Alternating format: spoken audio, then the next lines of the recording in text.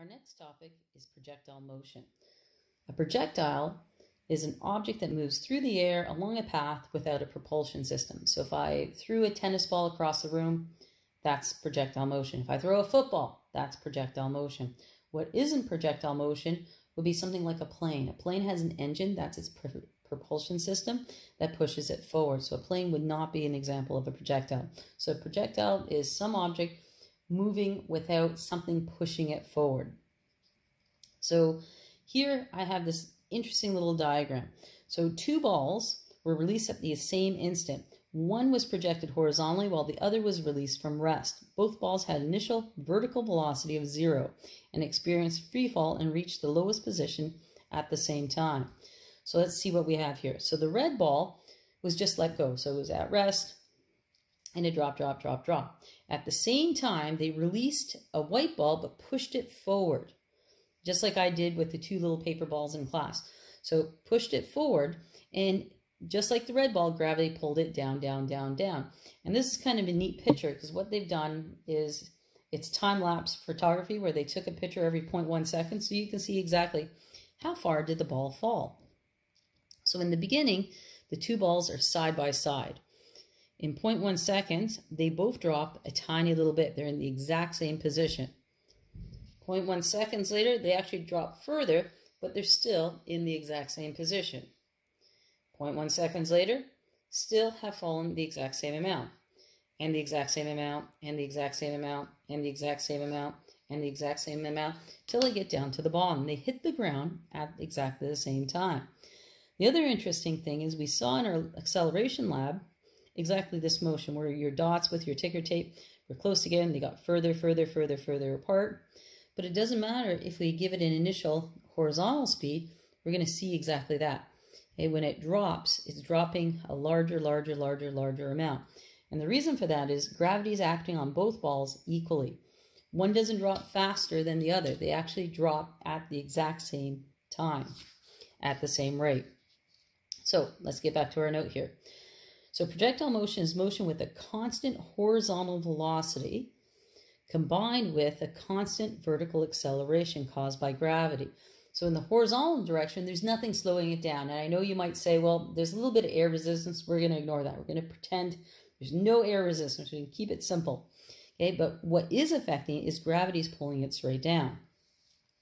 So in the horizontal direction, it's uniform motion. So in the horizontal direction, if we use the formula V equals D over T.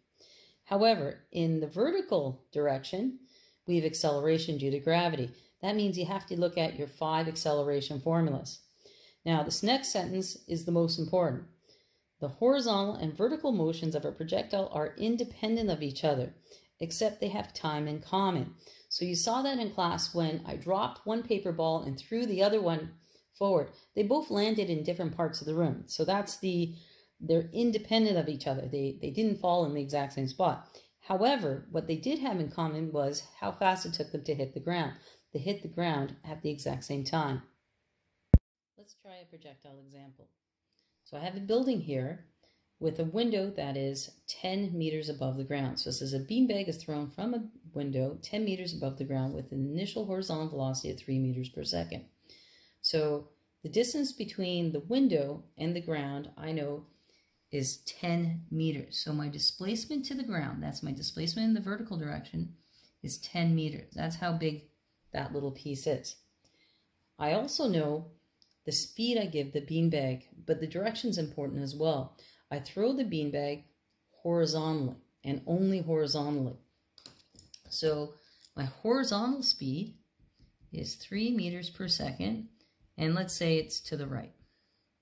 Now, if I threw the beanbag on an angle up, I would have both a vertical and horizontal speed, or on an angle down, but I didn't. I threw it straight to the right. So this beanbag is going straight to the right. Now in the diagram, you see that it starts to drop, and that's due to gravity. So I know from the note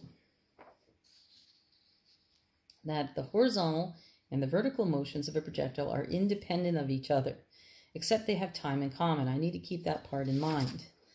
So when I write down my given information for this problem, I have to realize that the vertical stuff is independent of the horizontal. So what you'll see me do is I'll write down vertical, V-E-R-T just for short, and horizontal, and I need to keep them separate from each other. So let's start with the vertical. So vertically, I know the beanbag's going to fall a total of 10 meters. So I know my displacement down is 10 meters in the down direction. I also know, well, what's pulling it down? Acceleration due to gravity.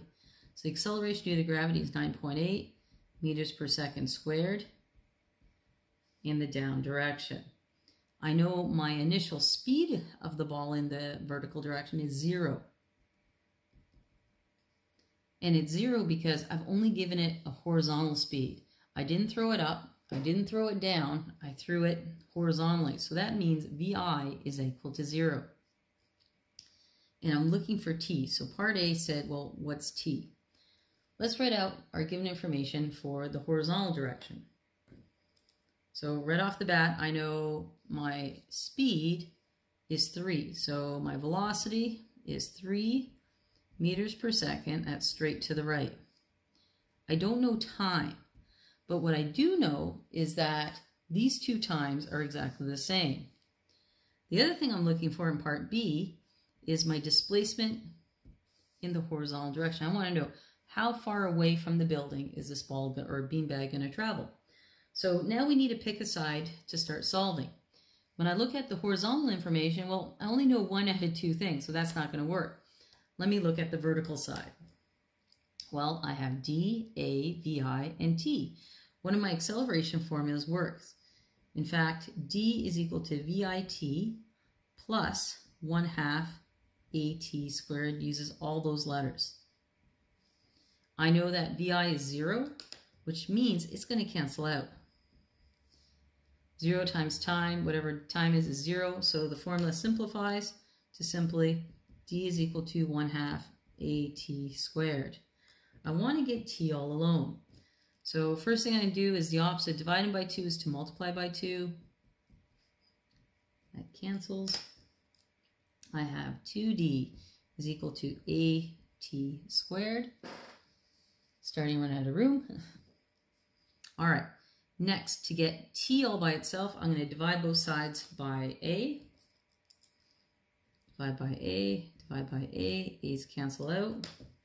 I'm left with T squared is equal to 2D over A. And as a final step, I'm going to take the square root of both sides. And I end up with T is equal to 2D divided by A. And I take the square root of that. So next, I'm going to plug my numbers in. So it'll be 2 times 10 divided by 9.8. And that gives me 1.42 seconds. So I've solved A part. A part asked for the time. Now I know, again from the note, that in the horizontal and vertical motions, time is in common. So if I know the time on this side, that's the same time up here. So I'm going to write that number down. So that number was 1.42 seconds. Now I have enough information to solve horizontally. So let's do that. In uniform motion, there's only one formula, and that is V is equal to D over T. I'm trying to get D all alone. Well, the opposite divided by T would be to multiply by T. T's cancel out. And I have D is equal to TV. I just need to plug in those numbers. T was 1.42. V was 3. 1.42 times 3 is 4.29 meters. And that's in the horizontal direction. So the big thing when solving this is to realize that the time in the vertical direction is equal to the time in the horizontal direction. The other thing I need to realize is that vertically, I will always have acceleration. Horizontally, it's always uniform motion in the horizontal direction. Nothing is slowing us down in the horizontal direction, not even air resistance. We're going to ignore the air.